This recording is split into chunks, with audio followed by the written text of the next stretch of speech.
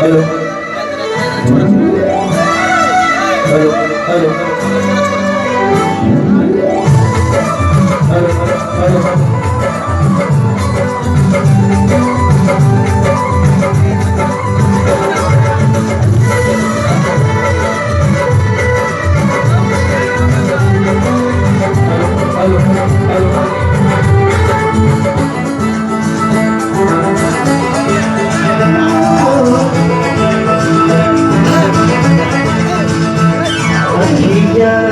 लड़ल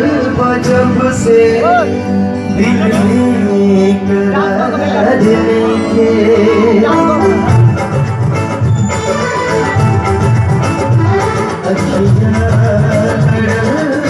जब से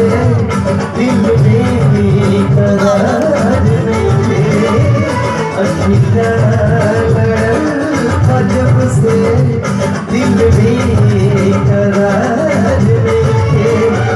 हम कैसे काहे होके तोहरा से प्यार नहीं के हम कैसे काहे होके तोहरा से प्यार नहीं के लड़ल जब से दिल में करार नहीं के अखियाँ लड़ल जब से दिल में करार नहीं के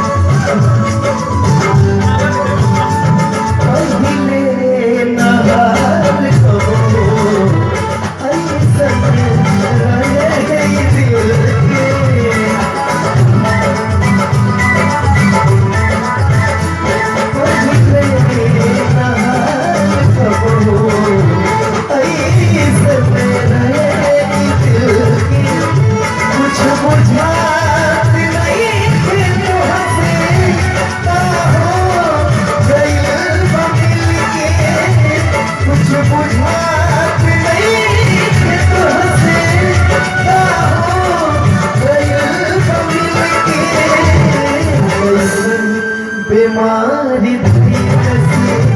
तब तो सुधार के अखियाँ लड़ल जब से दिल में करार नहीं के जय हो जय हो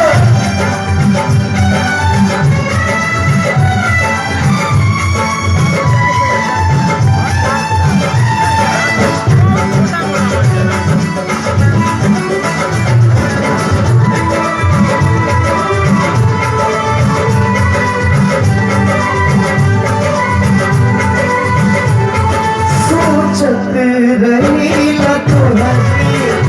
तोहरे नाम दिल धड़के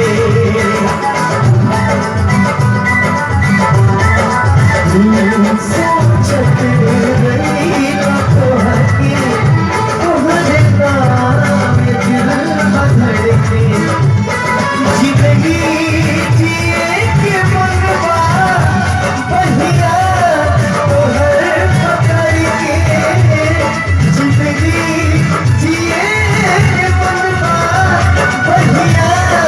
तोहर पकड़ के तोहरा सिवाय जग में केहू हमार नहीं के अखियाँ लड़ल जब से दिल में करार नहीं के थैंक यू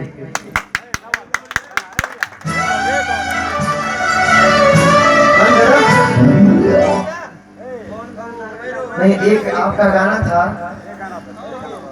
भैया मोहम्मद अजीज साहब का, मोबाइल दीजिए। एक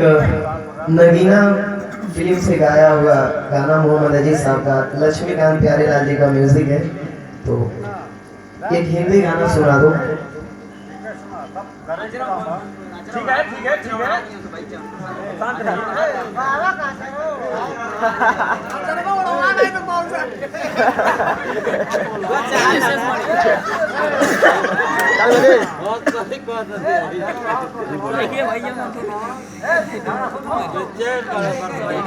देखिए कम ना होती